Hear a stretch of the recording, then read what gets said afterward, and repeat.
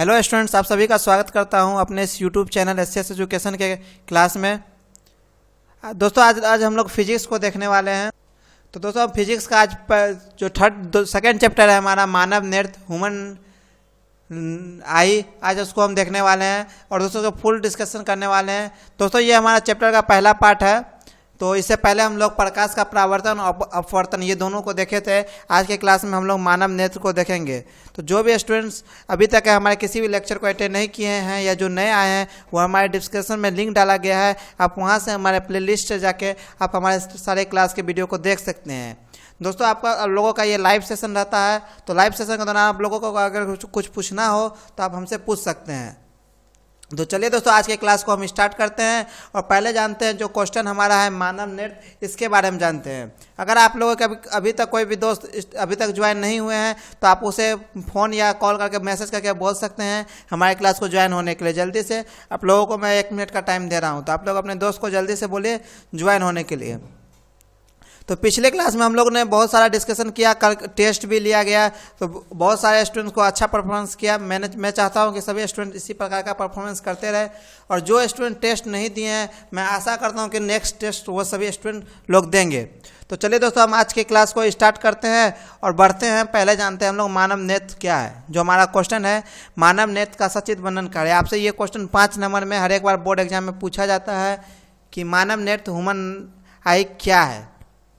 तो आप लोग इसका आंसर बहुत ही सिंपल भाषा में लिख सकते हैं। ये 5 नंबर में आपसे बोर्ड एग्जाम में पूछता है, तो आप लोग इसको अच्छे से याद कर ले कि ह्यूमन आई क्या है, मानव नेत्र। तो दोस्तों मानव नृत्य जो है मानव शरीर का एक महत्वपूर्ण अंग है। दोस्तों मानव नृत्य क्या है? मानव नृत्य मानव शरीर का एक महत्वपूर्ण अंग है जिसकी मदद से मानव प्रकाश की उपस्थिति में किसी वस्तु को देखने की अनुभूति प्राप्त करता है। दोस्तों मानव नृत्य मानव शरीर का जो एक बहुत ही इंपॉर्टेंट पार्ट है। इसके कारण हम किसी भी प्रकाश जब हमें उपलब्ध हो तो उस उपस्थिति में हम किसी वस्तु को देख सकते हैं। दोस्तों हम अपने आँख के नेत्र के कारण ही किसी वस्तु को देख पाते हैं। ये लगभग दोस्तों गोलाकार होता है। आप लोग भी देखे होंगे कि आँख जो है गोलाकार होता है। और दोस्तों आपको अब कुछ इंपॉर्टेंट पॉइंट पर ध्यान देने वाली बात है। पहला पॉइंट है इसकी सबसे बाहरी परत श्वेत, इसकी एक बाहरी परत जो है एक श्वेत मोटे अपारदर्शी चमड़े की बनी होती है। इसकी जो सबसे बाहरी परत होती है वो एक श्वेत मोटे और अपारदर्शी चमड़े की बनी होती है। इसकी निचली वाली परत गहरे भूरे रंग का होता है। इसका जो आँख का नीचे वाला भाग होता है वह गहरे भूरे रंग का होता है, जिसे क्रोरैट कहते हैं। दोस्तों आँख के जो सबसे गहरी भूरे रंग की प्लेट होती है उसे क्रोरैट कहते हैं। यह परत आगे चलकर 2 भागों में बढ़ जाता है। दोस्तों क्रोरैट जो है आगे चल के 2 भागों में बढ़ जाता है। दोस्तों अगर हमसे पूछा कि मानव नृत्य का सचित्र वर्णन करें तो उसमें सबसे पहले हम आंसर अपना इस टाइप से देना चालू करेंगे कि मानव ने आप लोग अच्छे से सभी स्टूडेंट्स अच्छे से समझे। और जो स्टूडेंट्स आए हैं मैं उसी को PDF दूंगा। जो नहीं आए हैं, जो क्लास को अटेंड नहीं करते, जो मैसेज नहीं करते, तो मैं उसे PDF नहीं दूंगा। तो इसलिए सभी स्टूडेंट पहले समझ ले, उसके बाद आप लोग बोले। तो मानव नृत्य मानव शरीर का एक महत्वपूर्ण अंग है जिसकी मदद से मानव प्रकाश की उपस्थिति में किसी वस्तु को देखने की अनुभूति प्राप्त करता है। यह लगभग गोलाकार होता है और इसकी सबसे बाहरी परत एक श्वेत मोटे अपारदर्शी चमड़े की बनी होती है। इसके नीचे वाली परत गहरे भूरे रंग की होती है जिसे क्रोरैट कहते हैं। और यह परत आगे चलकर 2 भागों में बढ़ जाता है। आप लोग यहाँ तक लिख लेंगे सभी स्टूडेंट, जल्दी जल्दी कॉमेंट करें कौन कौन लिख लेंगे। तो अब हम आगे जानते हैं कि ये आगे चल के ये कौन से 2 पार्ट में और बढ़ जाती है। तो दोस्तों इसका पहला पार्ट जो है, तो आगे वाली परत जो 2 भागों में बढ़ती है, तो आगे वाली परत को सिकुड़ने तथा फैलने वाले डायफ्राम के रूप में रहती है।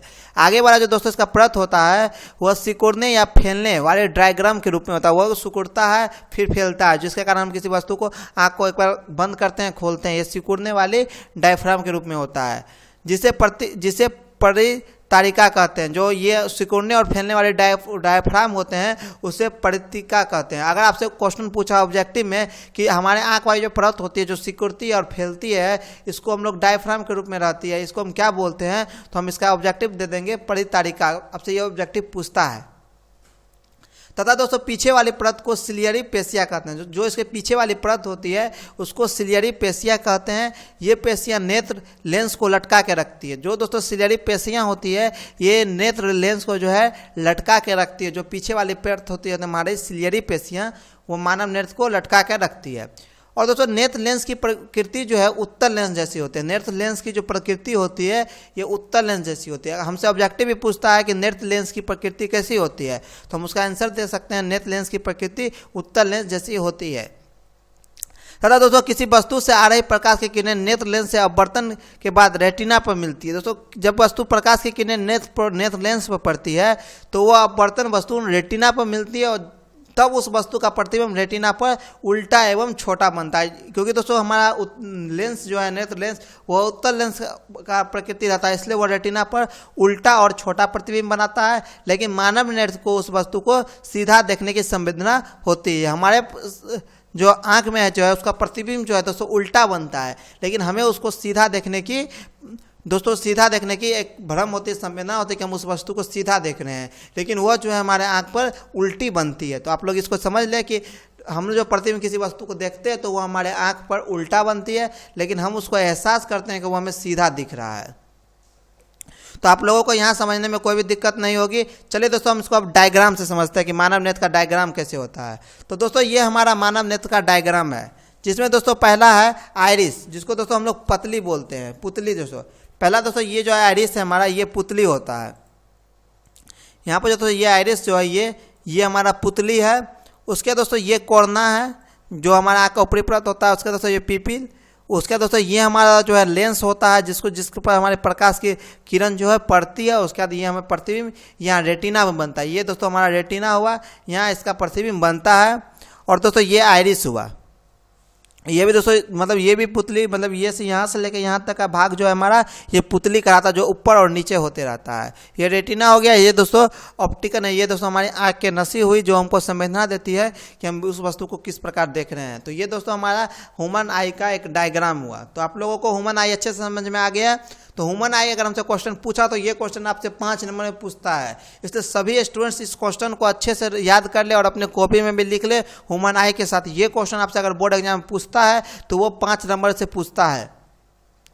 और मैंने ह्यूमन आई जो आप लोगों को बहुत ही सिंपल भाषा में समझाया है, जिसको आप लोग अच्छे से याद कर लें। और मैं इसका कभी पूछ भी सकता हूं कि कोई स्टूडेंट जो इसका जवाब दे कि ह्यूमन आई क्या है, मैं आपको लोगों को व्हाट्सएप में मैसेज कर दूंगा। लेकिन बहुत कम ही स्टूडेंट जो है हमें व्हाट्सएप पर रिस्पॉन्स कर रहे हैं।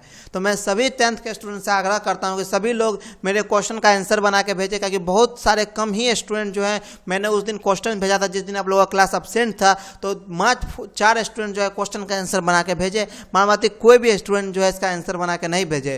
तो आप लोगों को बताया जाता है कि आप लोग क्लास को हल्के में ना ले, आप लोगों के लिए क्लास बहुत ही फायदेमंद होने जा रहा है। तो हम लोग पहले जान गए मानव नेत्र क्या है। अब जानते हैं दोस्तों नेत्र लेंस की समंजन क्षमता। दोस्तों नेक्स्ट हमारा क्वेश्चन है नेत्र लेंस की समंजन क्षमता क्या है। दोस्तों ये हमारा नेक्स्ट क्वेश्चन है, आपसे पूछता है कि नेत्र लेंस की समंजन क्षमता क्या है। तो दोस्तों नेत्र लेंस की ऐसी क्षमता जिसके कारण नेत्र एक ही स्थान पर भिन्न भिन्न दूरियों पर स्थित वस्तु को स्पष्ट रूप से देख लेता है, उसको नेत्र लेंस की समंजन क्षमता बोलते हैं। दोस्तों हमसे ये क्वेश्चन पूछता है बार बार कि समंजन क्षमता क्या है, तो हम उसका आंसर लिख सकते हैं नेत्र लेंस की ऐसी क्षमता जिसके कारण नेत्र एक ही स्थान पर भिन्न भिन्न दूरियों पर स्थित वस्तु को स्पष्ट देख लेता है, उसको दोस्तों हम नेत्र लेंस की समंजन क्षमता बोलते हैं। आप लोगों को ये क्वेश्चन समझने में कोई भी दिक्कत नहीं होगी। आपसे पूछ गया तो आप इसका आंसर लिख सकते हैं, वो भी सिंपल, और ये 2 नंबर में पूछता है आप लोग से। और दोस्तों नेत्र लेंस की जो समंजन क्षमता की स्पष्ट दूरी होती है वह 25 सेंटीमीटर होती है, जो हम अब नेक्स्ट वीडियो में जानेंगे। तो दोस्तों स्पष्ट दृष्टि की न्यूनतम दूरी, आप लोगों के सामने में क्वेश्चन आता होगा कि हम कितने सेंटीमीटर की वस्तु को हम अच्छे से देख सकते हैं और कितने सेंटीमीटर के बाद की वस्तु को अच्छे से नहीं देख सकते हैं। तो हम लोग यहाँ जानेंगे स्पष्ट दृष्टि की न्यूनतम दूरी क्या है। तो आप लोगों को समंजन क्षमता सभी स्टूडेंट को समझ में आ गया। जिसको समझ में आ गया वो लोग जल्दी से कमेंट करें। तो स्पष्ट दूरी की न्यूनतम दूरी क्या है दोस्तों? नेत्र के निकट की वह सबसे कम दूरी जहां पर स्थित वस्तु को नेत्र साफ साफ देख लेता है, इसे स्पष्ट दृष्टि को न्यूनतम दूरी कहते हैं। तो स्पष्ट दृष्टि दूरी की न्यूनतम दूरी किसे कहते हैं? अगर हमसे पूछा कि न्यूनतम दूरी क्या है तो इसका आंसर लिख सकते हैं नेत्र के निकट वह सबसे कम दूरी जहां पर स्थित वस्तु को नेत्र हमारा आंख जो है साफ साफ देख लेता है, उसे स्पष्ट दूरी दृष्टि की न्यूनतम दूरी कहते हैं। और इस दूरी को हम लोग डी से सूचित करते हैं। किससे दोस्तों? इसको दोस्तों डी से सूचित किया जाता है स्पष्ट दृष्टि की न्यूनतम दूरी को। तो आप लोग यहाँ तक समझ लें। और दोस्तों यह दूरी 25 सेंटीमीटर होती है। और आपसे बार बार ऑब्जेक्टिव क्वेश्चन पूछा भी जाता है आपके एग्जाम में कि आपसे पूछा जाएगा कि अस्पष्ट दृष्टि की न्यूनतम दूरी कितनी है। तो अस्पष्ट दृष्टि की न्यूनतम दूरी 25 सेंटीमीटर है। तो सभी स्टूडेंट इस क्वेश्चन को अच्छे से समझ ले। और ये आपसे ऑब्जेक्टिव एक बार नहीं हजारों बार पूछा है कि अस्पष्ट दृष्टि की न्यूनतम दूरी क्या है। तो अस्पष्ट दृष्टि की न्यूनतम दूरी 25 सेंटीमीटर है। तो दोस्तों आप लोगों को यहाँ तक समझने में कोई दिक्कत नहीं आया। अब हम कुछ देर के बाद आप लोगों का अटेंडेंस लेंगे। सभी स्टूडेंट अटेंडेंस के समय उपस्थित रहेंगे। मैं व्हाट्सएप लाइव चैट में किसी भी टाइम किसी भी मैसेज कर सकता हूं कि आप लोग अपना अटेंडेंस बनाएं। तो आप लोग अपने लाइव चैट पर भी ध्यान रखें। और सबसे पहले अपने इस क्लास की तरफ ध्यान रखें, क्योंकि मैं वहां भी किसी टाइम मैसेज कर सकता हूं कि आप लोग अपना लाइव अटेंडेंस बनाएं। तो जो स्टूडेंट अटेंडेंस बनाएंगे मैं उसी को PDF दूंगा। और सभी स्टूडेंट जो 10th का एग्जाम देने वाले हैं 2021 में, सभी स्टूडेंट अच्छे से समझ लें कि ये क्लास सभी क्लास आपके लिए इंपॉर्टेंट है। अगर आप लोगों का अभी स्कूल कॉलेज बंद है तो आप लोग इस माध्यम से पूरी सिलेबस की अच्छे से तैयारी कर सकते हैं, ना कि सिर्फ ऑब्जेक्टिव। आप सब्जेक्टिव की भी तैयारी अच्छे से कर सकते हैं। जितना आपको क्लास से पढ़ाया जाएगा उतना हमारे द्वारा भी आपको बताया जा रहा है। तो आप लोग अस्पष्ट दूरी समझ लिए। अब हम नेक्स्ट क्वेश्चन की ओर बढ़ते हैं। और हमारा 4th क्वेश्चन है कि निकट बिंदु नियर पॉइंट 1 क्या है। दोस्तों ये नियर पॉइंट, यहाँ दोस्तों 1 गलत टाइपिंग हो गया है। दोस्तों ये हमारा सिर्फ होगा नियर पॉइंट, ये 1 नहीं होगा। तो आप लोग 1 नहीं लिखेंगे, सिर्फ लिखेंगे निकट बिंदु नियर पॉइंट क्या है। तो हम लोग जानते हैं अब निकट दूरी नियर पॉइंट क्या है।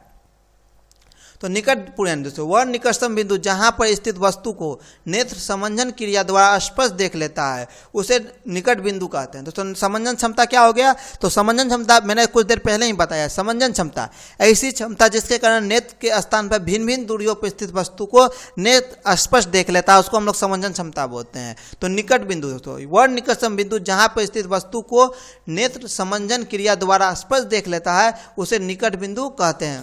और दोस्तों सामान्य नेत्र के लिए दूरी 25 सेंटीमीटर होती है और इसे n से सूचित किया जाता है। दोस्तों निकट बिंदु को हम लोग n से सूचित करते हैं। ये न्यूमेरिकल बनाने में आपको सहायता देगा। तो सामान्य नेत्र के लिए दूरी 25 सेंटीमीटर है और इसको n से सूचित करते हैं निकटतम बिंदु को। तो आप लोग निकट बिंदु समझ लिए। अब हम लोग आगे बढ़ते हैं और हम जानते हैं अब दूर बिंदु क्या है। हम लोग निकट बिंदु देखे, अब जानते हैं दूर बिंदु क्या है। तो दूर बिंदु फार पॉइंट क्या है। तो वह दूरस्थ बिंदु जहां पर स्थित वस्तु को नेत्र बिना समंजन के स्पष्ट रूप से देख लेता है उसे दूर बिंदु कहते हैं। तो दूर बिंदु दोस्तों किसको बोलते हैं। वह दूरस्थ बिंदु जहां पर स्थित वस्तु को नेत्र हमारा बिना समंजन के स्पष्ट रूप से देख लेता है। मतलब दोस्तों उसको कोई भी न्यूनतम दूरी की आवश्यकता नहीं है, वह अच्छे से देख लेता है, उसे दूर बिंदु कहते हैं। सामान्य नेत्र की दूर बिंदु जो है अनंत होती है। जो लोग जो हैं दोस्तों अनंत तक के वस्तु को स्पष्ट देख लेते हैं, जहाँ तक हमारी आंख की रोशनी पहुँचती है। तो सामान्य नेत्र की दूर बिंदु अनंत होती है, इसकी कोई फिक्स दूरी नहीं है। जिसका आंख ज़्यादा स्वस्थ है उसकी अनंत बिंदु ज़्यादा दूर होती है। तो आप लोग यहाँ तक समझ लिए कि दूर बिंदु क्या है। तो चलिए दोस्तों अब हम आगे समझते हैं और आगे का क्वेश्चन देखते हैं। अब 6th क्वेश्चन हमारा है दृष्टिपरास रेंज ऑफ विजन क्या है।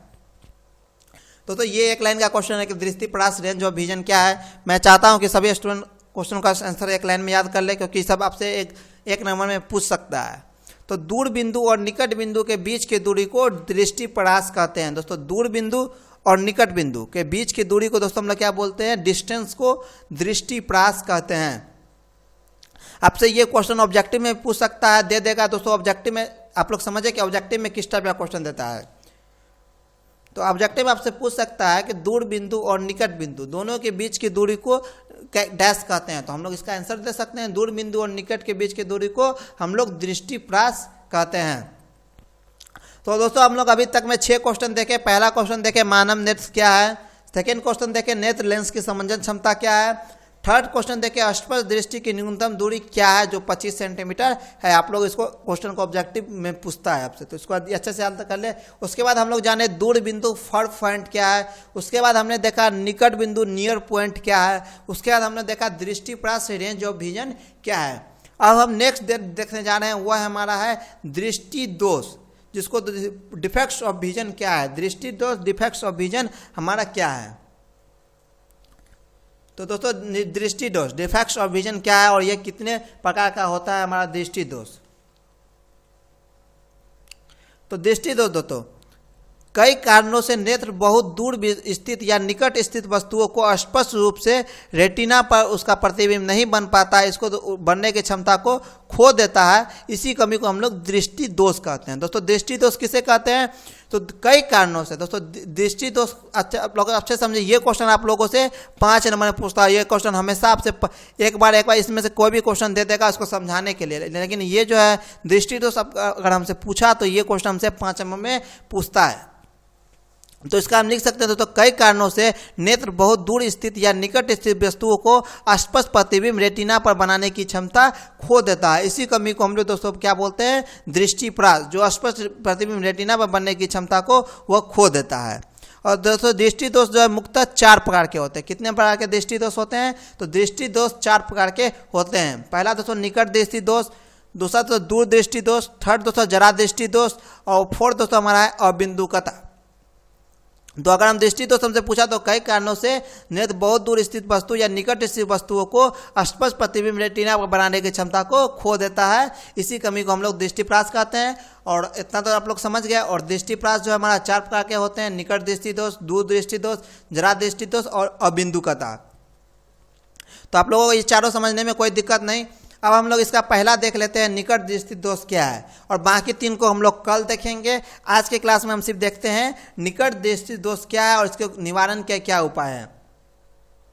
तो दोस्तों ये क्वेश्चन हमसे कैसे पूछ सकता है? तो दोस्तों ये क्वेश्चन हमसे पूछ सकता है निकट दृष्टि दोष क्या है और इसके कारण एवं उपचार को लिखे। ये भी दोस्तों अगर इस टाइप से भी पूछा तो ये भी आपसे 5 नंबर में पूछ सकता है कि निकट दृष्टि दोष क्या है और इसके कारण और निवारण के उपचार को लिखे। तो आप लोग इस क्वेश्चन को भी अच्छे से याद कर लेंगे कि निकट दृष्टि दोष क्या, मतलब दोस्तों इस चैप्टर में जितने भी क्वेश्चन आपको बताए जाएंगे वो सभी इंपॉर्टेंट है आपके एग्जाम के लिए। सबसे एक क्वेश्चन आपसे पूछ सकता है सब्जेक्टिव में। ऑब्जेक्टिव में तो ऑब्वियसली बहुत सारा पूछ सकता है, बहुत सारा ऑब्जेक्टिव आपको बन रहा है जैसा कि आप लोग देख सकते हैं। तो निकट दृष्टि दोष क्या है? दोस्तों जितने भी स्टूडेंट अभी क्लास को लेक्चर को अटेंड कर रहे हैं वो सभी अपना अपना भी अटेंडेंस बनाएंगे। जो भी स्टूडेंट अभी क्लास को अटेंड कर रहे हैं वह सभी स्टूडेंट्स अपना अटेंडेंस बनाएंगे। मैं स्क्रीनशॉट लूँगा सभी स्टूडेंट का, तो जल्दी से वो लोग अपना अटेंडेंस बना लें।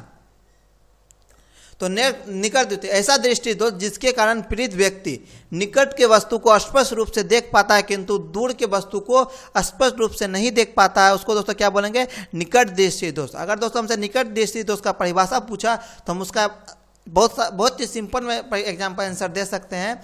ऐसा दृष्टि दोष जिसके कारण पीड़ित व्यक्ति निकट के वस्तु को स्पष्ट रूप से देख पाता है किंतु दूर के वस्तु को स्पष्ट रूप से नहीं देख पाता है, उसको निकट दृष्टि दोष कहते हैं। सभी स्टूडेंट को इस परिभाषा को समझने में कोई भी स्टूडेंट को कोई भी दिक्कत नहीं होगी। अब चलिए इसके हम कारण जानते हैं कि निकट दृष्टि दोष के क्या कारण है। तो निकट दृष्टि दोष के पहला कारण दोस्तों नेत्र गोलक का लंब हो जाना और इससे नेत्र एवं रेटिना के बीच की दूरी बढ़ जाती है। दोस्तों नेत्र जो गोलक होता है उसकी वह बड़ा हो जाता है और इसकी नेत्र लेंस और रेटिना के बीच की जो दूर डिस्टेंस है वह बढ़ जाती है, जिस कारण वह दूर के वस्तु को स्पष्ट रूप से नहीं देख पाता है। ये इसका कारण होता है, लेंस और रेटिना के बीच की दूरी बढ़ जाती है।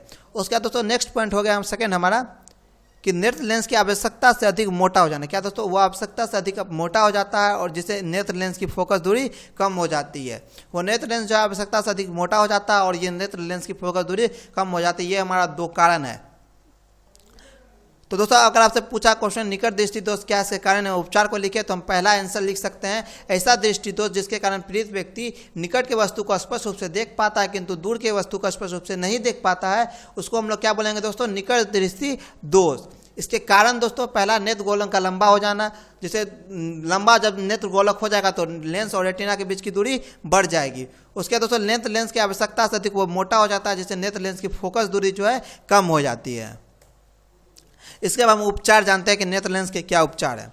तो दोस्तों अवतल लेंस से बने चश्मे का उपयोग कर इस दोष को दूर किया जाता है। तो दोस्तों इसके उपचार के लिए हम लोग अवतल लेंस से बने चश्मे का उपयोग कर इस उपचार को दूर कर सकते हैं।